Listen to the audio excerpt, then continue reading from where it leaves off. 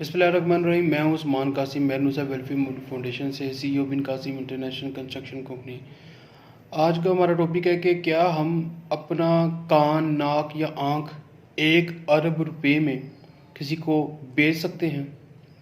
اگر نہیں بیچ سکتے تو اس کی وجہ کیا ہے, اور ہمیں اللہ کا شکر کب اور کیسے ادا کرنا چاہیے, ہم اس پہ بھی غور و فکر کریں گے. خدا کی نعمتیں بھی یاد رکھنی چاہیے. شوپنہار نے ایک بار کہا تھا, جو کچھ ہمارے پاس موجود ہے ہم اس کے بارے میں تو شاذ و نادر ہی سوچتے ہیں, لیکن جو ہی ہوتا ہے اس کے لیے اکثر فکر مند رہتے ہیں. یہ طرز فکر انسانی زندگی کا سب سے بڑا عذاب ہے. جذبہ خود رحمی میں اسے بنیادی حیثیت حاصل ہے. جو چیز آپ کی دسترس سے باہر ہے یا آپ کے پاس نہیں ہے, اس کے بارے میں سوچ سوچ کر ہلکان ہونا بے فائدہ ہے. اللہ تعالیٰ نے جن نعمتوں سے آپ کو نواز رکھا ہے ان کے متعلق سوچیے. اگر آپ کو شکایت ہے کہ مکان چھوٹا ہے تو ان بے سہارا خاندانوں کو یاد کیجیے جن کے پاس سر چھپانے کے لیے جگہ ہی نہیں. اگر آپ کسی جسمانی عارضے یا دکھ میں مبتلا ہیں تو اپنے اڑوس پڑوس میں رہنے والے ان دائم المریض لوگوں کا خیال کیجیے جن کی جیب میں علاج کے لیے پھوٹی کوڑی تک نہیں. اگر آپ کو اپنی ملازمت کے متعلق کوئی شکایت ہے تو ان کان کنوں اور ماہی گیروں کی زندگی پر نظر ڈالیے جنہیں صرف 2 وقت کی روٹی کے لیے اپنی جان جوکھوں میں ڈالنی پڑتی ہے. ایک شخص کا واقعہ ہے, ملازمت سے ریٹائر ہونے کے بعد اس نے اپنا کاروبار شروع کیا. چند ماہ تک خوب منافع ہوا, لیکن پھر مسلسل گھاٹا پڑنے لگا اور دکان بند ہونے کا خطرہ پیدا ہو گیا. اسے پریشانیوں نے گھیر لیا. ہر وقت کبیدہ خاطر رہنے لگا, کھانا پینا حرام ہو گیا. ایک روز دوسرے شریک کار نے کہا, افسوس کی بات ہے بھائی, تمہیں اپنے آپ پر شرم آنی چاہیے. دنیا میں اکیلے تم ہی مصیبت زدہ نہیں ہو. اگر دکان کچھ عرصے کے لیے بند کرنی پڑتی ہے تو کیا قیامت آ جائے گی؟ حالات سدھرنے پر دوبارہ کھولی جا سکتی ہے.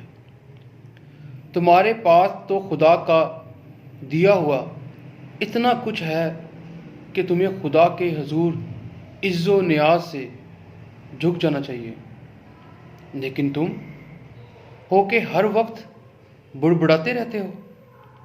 ذرا میری طرف دیکھو, بازو کٹ چکا ہے, آدھا چہرہ جھلسا ہوا ہے, لیکن کبھی حرف شکایت زبان پر نہیں لاتا.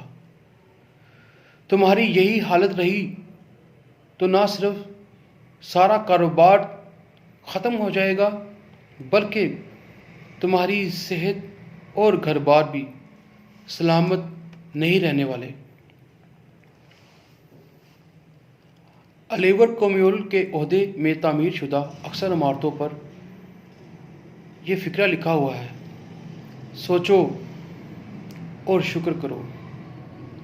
ان الفاظ کو آپ بھی اپنے دل کی تختی پر نقش کر لیں اور ٹھنڈے دل سے اللہ تعالیٰ کی عطا کردہ نعمتیں کا شکر ادا کریں. آپ کو ایک ایسی ناقابل یقین دولت کے مالک ہونے کا احساس ہوگا جس کے آگے علی بابا کے افسانوں مال و متاع بھی کوئی حقیقت نہیں لگے گی۔ اس دولت کو ہر وقت اپنی نگاہ میں رکھیں۔ یہ دولت آپ کی آنکھیں، کان، ٹانگیں، بچے اور خاندان والے ہیں۔ کیا آپ اپنی دونوں آنکھیں 1 کھرب روپے کے عوض بیچنے پر آمادہ ہو جائیں گے؟ اپنے کان، ہاتھ، پاؤں، ٹانگوں اور بچوں کا کیا کر لیں گے؟ اس سارے اثاثے کو جمع کیجیے۔ دیکھیے آپ کتنے جھوٹوں، مکاروں، فریبوں سے زیادہ امیر ہیں۔ اپنے پرانے طرز فکر کو بدل دیجیے۔ اس طرح آپ کی سوچ میں بتدریج تبدیلی آ جائے گی۔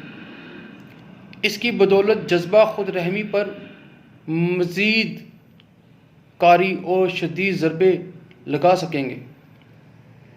انسان میں لچک کی حیرت انگیز اور پراسرار قوت پوشیدہ ہے۔ ایک بہت مشہور ڈاکٹر صاحب اس فطری قوت کا جائزہ لینے میں مصروف رہا۔ اس کا کہنا ہے، یہ قوت انسان کے منفی رجحانات کو مثبت میں بدل دیتی ہے۔ ہر حالات کا مقابلہ کرنا سیکھیے۔ اگر ایسے آزادی سے کام کرنے کا موقع دیا جائے تو یہ خود بخود کام میں لگ جاتی ہے اور انسان کی بیشتر مشکلات کا فوری خاتمہ ہو جاتا ہے۔ جذبہ خود رحمی اس کے لیے سم قاتل ہے۔ اسے اس کی دستبرد سے محفوظ رکھنا ضروری ہے۔ ایک تو آپ نے اللہ کا شکر ادا کرنا ہے ہر حال میں، اور دوسرا حالات کا مقابلہ کرنا ہے۔ اگر آپ کو یہ میری ویڈیو اچھی لگی ہو تو میرا یوٹیوب چینل ہے مہرنوسا ویلفیئر موومنٹ فاؤنڈیشن کے نام سے، اس کو سبسکرائب کیجیے گا۔ میرا اور آپ کا، ہم سب پاکستانیوں کا اللہ حامی و ناصر۔ پاکستان زندہ باد، پاکستان پائندہ باد۔ اللہ حافظ۔